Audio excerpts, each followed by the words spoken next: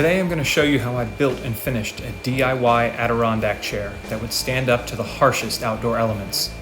No complex tools or joinery, just a table saw, a mitre saw, and some screws. Alright, I did have to cheat at the beginning just because I couldn't find lumber that was smooth enough, so I used a planer, but that doesn't mean you need to use a planer too. I'm building this chair from a set of plans on my blog that you can buy. The link is in the description, and it's about as simple as you can get for a classic design like this.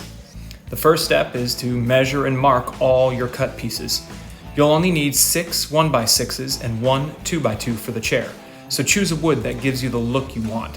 I chose Western red cedar since it's also a rot-resistant wood, and it looks pretty darn good. This video is sponsored by Cabot Stains.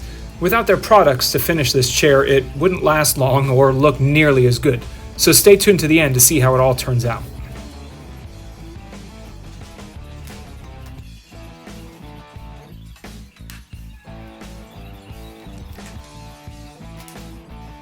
Next, I headed over to the miter saw to cut all my pieces to length.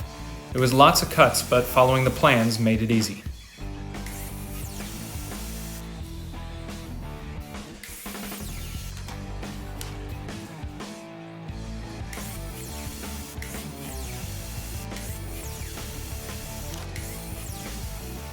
Then it was over to the table saw for a few rips and a couple specialty cuts for the chair's legs and armrests before heading back to the miter saw again.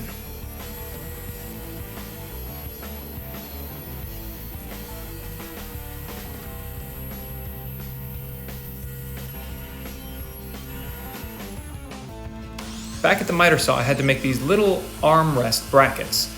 They were kind of a custom cut. The first one was a little challenging to get, but once I got it, I used it as a template for all the rest of my armrest brackets. I've got to make 4 of these.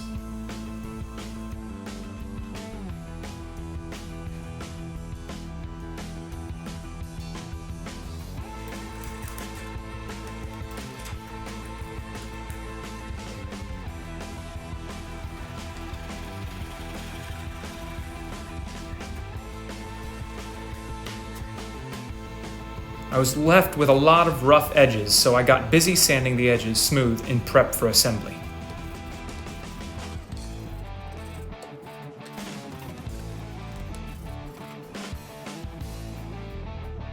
Sanding is a good time to daydream about what it will be like to sit in that chair and enjoy some rest.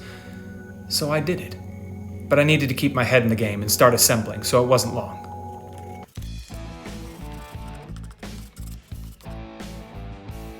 Those edges look much better. Now it was time for assembly. To assemble the whole chair, all I'm using are 8-penny, 2-inch long stainless steel screws. I'm pre-drilling everything to avoid splitting the wood since some of these screws are going right on the edge.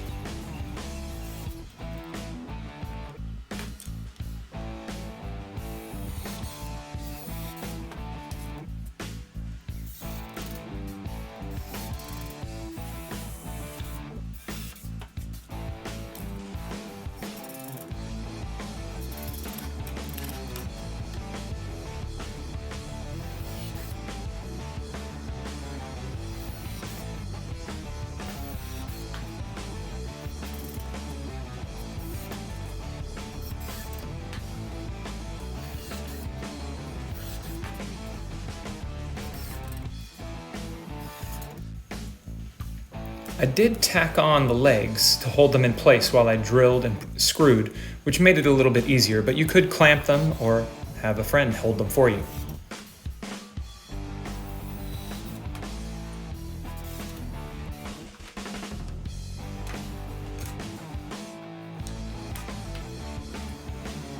After the base was assembled, I had to put together the back.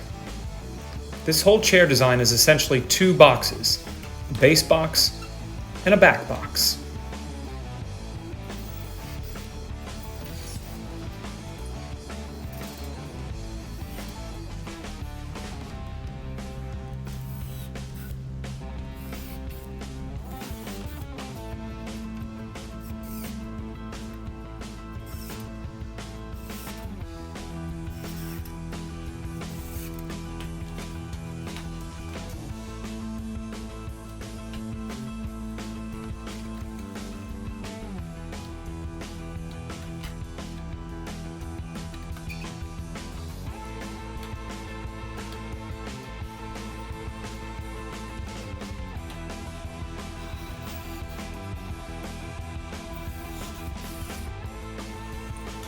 Then it was time to put the rest of the back support on and install the seat supports the same way as everything else. Drill and screw.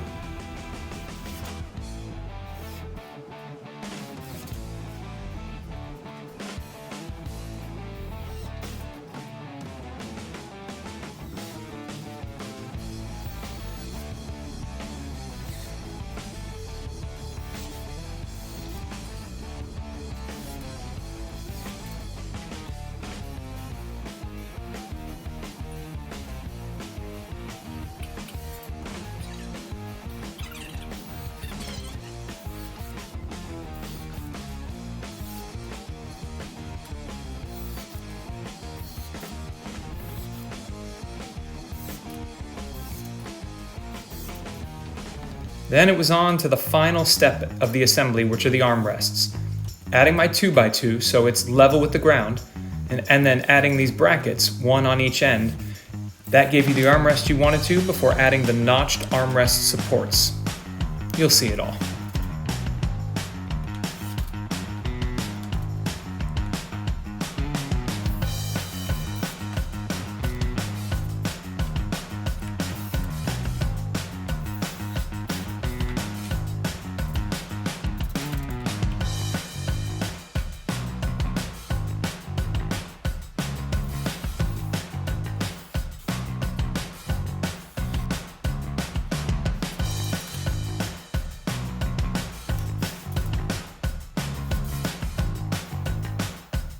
Then it was time for a whole lot of sanding to get it prepped for stain.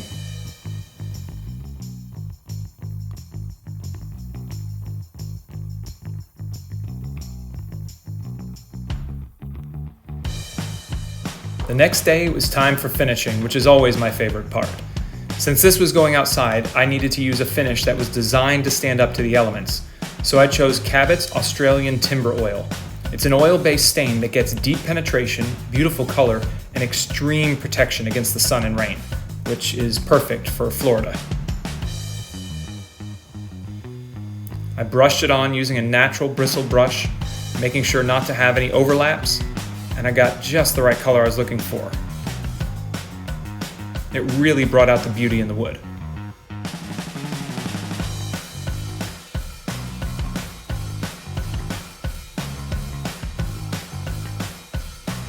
"24 hours later, the chair was ready for action, or in my case, relaxation. I was so happy with how this turned out, and I feel confident my hard work is protected for the long run with Cabot.